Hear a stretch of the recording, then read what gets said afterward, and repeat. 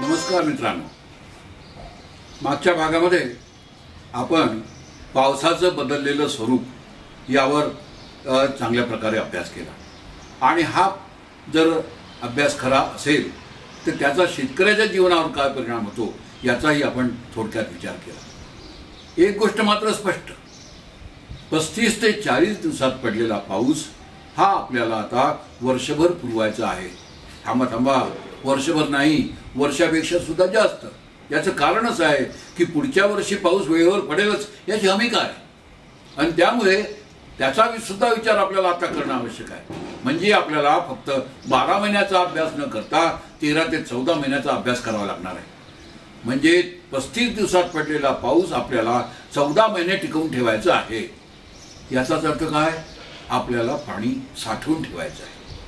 पाणी जितकं जास्त साठेल तितके आपला प्रश्न सोपं बनते। याच्यासाठी नेहमी एक उदाहरण दिलं जातं। ज्यावेळेस महानगरपालिकेची नोटीस येते वर्तमानपत्रामध्ये की आज महानगरपालिका पाणी देऊ शकणार नाही आणि बहुधाही पाणी उद्या मिळण्याची शक्यता नाही, त्यावेळेस घरातली स्त्री काय करते, ती 2 माठ 3 माठ पाणी भरून ठेवते। म्हणजेच काय, जेवढं पाणी लागतं त्याच्या दुप्पट तिप्पट पाणी ती संग्रह करून ठेवते। थोडक्यात काय, आपली भांडी वाढवते। हो, भांडी वाढवली म्हणजे पाण्याचा संग्रह जास्त होतो आणि त्यामुळे पुढचं संकट जे आहे ते आपण टाळण्याचा प्रयत्न करतो। जी गोष्ट त्या स्त्रीला समजते, महिलेला समजते, ती आपल्याला का समजू नये हा माझ्या समोरचा खरा प्रश्न आहे। आज जर पाऊस अनियमित पडणार आहे, कमी दिवसात पडणार आहे हे आपल्याला स्पष्टपणे माहीत असेल तर आपण आपल्या पाण्याची भांडी मोठी का करू नये, जास्तीत जास्त पाणी साठवून ठेवण्याचा प्रयत्न का करू नये हा आपल्या समोरचा एक गहन प्रश्न आहे। आणि त्याकडे जर दुर्लक्ष झालं तर मात्र आपल्याला अडचणीला तोंड देण्याची पाळी येणार आहे। आज आपण पावसाचं किती टक्के पाणी अडवतो याबद्दल अभ्यास झालेला आहे का असं लक्षात आलेलं आहे। पावसाचं 12 ते 13% पाणी फक्त आपण अडवतो आणि जमा करतो। काही शास्त्रज्ञ, जलशास्त्रज्ञ तर असे म्हणतात की जोपर्यंत आपण 31% पाणी जमवणार नाही, अडवणार नाही, जिरवणार नाही तोपर्यंत आपले प्रश्न सुटू शकत नाही। म्हणजे आपल्या समोर जी गॅप आहे ती केवढी आहे, 12 ते 31 एवढ्या मोठ्या प्रमाणात आपल्याला हे पाणी जमा करायचं आहे। मग आपल्याला सगळ्या दृष्टीने प्रयत्न करणं आवश्यक आहे की ज्यामुळे आपण पाण्याची भांडी मोठी करू शकू। ही भांडी कुठे कुठे असू शकतात, ही भांडी सामान्य असून सुद्धा मोठी सुद्धा असू शकतात, म्हणजे ती वेगवेगळ्या आकाराची सुद्धा असू शकतात। एक धरण हे सुद्धा पाणी साठवण्याचं एक भांडं झालं। नदीमध्ये जर आपण काही खोलगट खड्डे खोदून ठेवले, त्यामध्ये पाणी जमा करण्याचा प्रयत्न केला, नदीला काही कालवे तयार केले आणि त्या पाण्यामध्ये पुराचं पाणी साठवून ठेवलं म्हणजे सुद्धा आपण या ठिकाणी यशस्वी होऊ शकू। सरोवर आहेत, तलाव आहेत, तळी आहेत, या ठिकाणी सुद्धा पाण्याची आपल्याला जमवाजमव करता येणं शक्य आहे।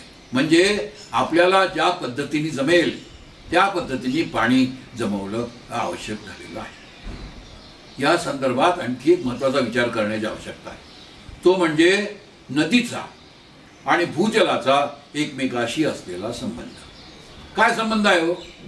इतके दिवस काय होतं, भूजल पातळी ही नदीच्या पाण्यातल्या पातळीपेक्षा खाली होती आणि त्यामुळे सातत्याने नदीतून मुरलेलं पाणी भूजलामध्ये जात असे।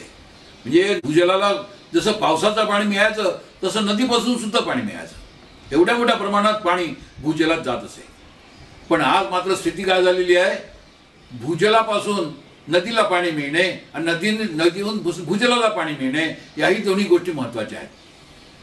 पूर्वी भूजल वरती असल्यामुळे भूजल सुद्धा नदीला पाणी देत होतं। ज्यावेळेस भूजलाची पातळी वर असते आणि नदीची पाण्याची पातळी खाली असते त्यावेळेस भूजलाचं रूपांतर हे नदीच्या पाण्यामध्ये होतं आणि जेव्हा नदीचं पाण्याचं पातळी वरती असते आणि भूजल पातळी खाली असते त्यावेळेस नदीकडून भूजलाला पाणी मिळत असतं। आज अशी स्थिती झालेली आहे की भूजल इतकं खाली गेलेलं आहे की नदीतलं पाणी हे वेगाने भूजलाकडे जाण्याचा प्रयत्न करते आणि त्यामुळे नद्या आजकाल कोरड्या पडायला लागलेल्या आहेत।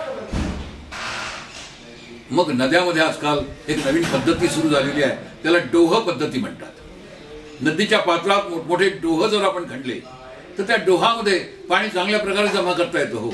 आणि अशा प्रकारे पाणी जर डोहामध्ये जमा केलं गेलं तर त्याद्वारे आपल्याला पाण्याचा संग्रह वाढवता येतो. आज तलाव खणणे ही काळाची गरज झालेली आहे. पूर्वी लाखोच्या संख्येने तलाव होते, पण ते तलाव आपण नष्ट केल्यामुळे आज ही भांडी आपण कमी करत चाललेलो आहात काय अशी एक शंका मनाला यायला लागलेली आहे. त्यामुळे जास्तीत जास्त तलाव खणावे की ज्या ठिकाणी या पाण्याचा संग्रह आपल्याला करता येईल. याचा आणखी एक मोठा मजेदार परिणाम झाला आहे बरं का. आज तलावांची संख्या घटल्यामुळे ग्रामीण भागामध्ये पिण्याच्या पाण्याचा आणि शेतीला पाणी देण्याचा प्रश्न गंभीर बनत चाललेला आहे. आणि त्यामुळे हे जलसाठे जर नवीन निर्माण करण्यात आले तर ग्रामीण भागातला पाण्याचा प्रश्न सुटेल आणि त्यामुळे आज ग्रामीण भागातून शहरी भागामध्ये जी लोकसंख्येचं स्थलांतर होत चाललेलं आहे त्या स्थलांतरावर सुद्धा आळा बसू शकेल. आणि त्यामुळे आज आपल्याला या तलावांचं सरोवरांची सुद्धा आज संख्या वाढवणं गरजेचं आहे. एक पाझर तलाव नावाचा एक तलाव असतो. तलावामध्ये पाणी जमलं म्हणजे ते पाझरतं आणि ते जमिनीत पाझरून भूजल पातळी वाढीला लागते. जसं राजस्थानमध्ये मोठे मोठे डोह होते. राजस्थानी भाषेमध्ये त्याला वेगवेगळी नावं आहेत आणि त्याप्रमाणे ते पाणी जमा करून आज राजस्थान सारखा प्रदेश की ज्या ठिकाणी दुष्काळी परिस्थिती आहे त्या ठिकाणी सुद्धा पाण्याचा प्रश्न हा तितका महत्त्वाचा नाही जितका आपल्या भागात निर्माण झालेला आहे. आणि त्यामुळे आपल्याला आज जलसंग्रह करणे ही काळाची गरज झालेली आहे. आमचे एक मित्र आहेत, त्यांचं नाव आहे श्रीयुत परांजपे. त्यांनी एक नवीनच पद्धती शोधून काढलेली आहे. काय?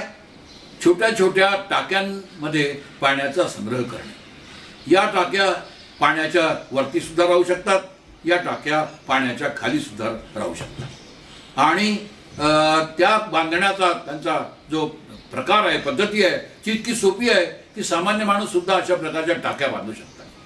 ते अशा प्रकारच्या टाक्याचं ठिकठिकाणी डेमॉन्स्ट्रेशन देतात आणि त्या डेमॉन्स्ट्रेशनद्वारे सामान्य माणसाला आपल्या गरजा भागवण्यासाठी पाणी कसं जमवायचं याबद्दल मार्गदर्शन करतात. मध्यंतरी आम्ही चिपळूणला एक संमेलन घेतलं होतं.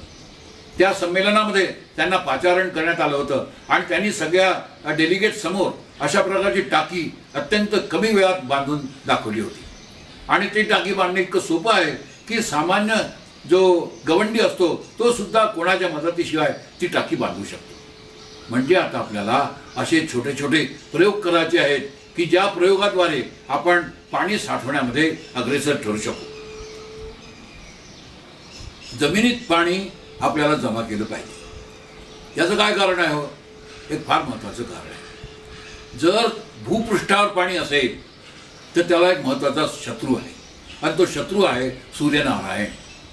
सूर्य आपला मित्र आहे, त्याला आपण नेहमी मित्र म्हणून जवळ करतो, पण हाच आपला एक महत्त्वाचा शत्रू सुद्धा आहे मित्रांनो. कसं काय हो? याच्या उष्णतेमुळे भूपृष्ठावरचं पाणी जे आहे ते बाष्पीभवनाद्वारे तो उडवून घेऊन चालला जातो हो. आणि या बाष्पीभवनाचा दर किती आहे? कुठे 30% आहे, कुठे 40% आहे, कुठे कुठे तर 50% आहे. एवढ्या मोठ्या प्रमाणात जर बाष्पीभवन होत असेल तर ते पाणी किती प्रमाणात वाया जातं याचा आपण विचार केलेला बरा. आणि त्यामुळे हे पाणी आपल्याला सूर्यापासून लपवून ठेवायचं आहे. हे सूर्याला आपल्याला द्यायचं नाही आहे. आपल्याला त्याचा मित्रत्व तर पाहिजे आहे, पण शत्रुत्व आपल्याला टाळलं पाहिजे. अशा परिस्थितीत ते पाणी आपण कुठेतरी लपवून ठेवलं पाहिजे. कुठे लपवलं जातं हो? त्याच्यासाठी जमीन हा एक फार चांगला मार्ग आहे. या जमिनीत आपण जर पाणी मिळवू शकलो आणि जमिनीचे जलधर जे आहेत ते पाण्याने आपण पूर्ण भरून घेण्याचा प्रयत्न केला तर मात्र आपण या परिस्थितीवर विजय मिळवू शकतो. आणि त्यामुळे हे पाणी आपण सूर्यापासून लपवून ठेवू शकतो की जे आपल्याला मग वर्षभर पुरू शकेल. पूर्वीच्या काळी शेतकरी हा हे पाणी चांगल्या प्रकारे वापरत होता. त्याला बाष्पीभवनाची माहिती होती, त्यामुळे तो शेतीला पाणी केव्हा द्यायचा? पहाटे उठून तो मोठ चालवायचा हो, दुपारच्या वेळेस मोठ चालवायचा नाही. याचं कारण असं आहे की पहाटेच्या वेळेस सूर्यप्रकाश हा कमी तेजाचा असतो आणि त्यामुळे त्यावेळेस बाष्पीभवनाचा दर हा अत्यंत कमी राहतो आणि त्यामुळे पिकांना दिलेलं पाणी हे तो चांगल्या प्रकारे वापरू शकत होता.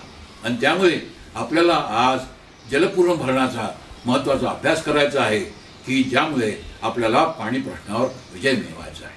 ते कसं हे आपण काही पुढच्या भागात तर अभ्यासणार आहोतच. धन्यवाद.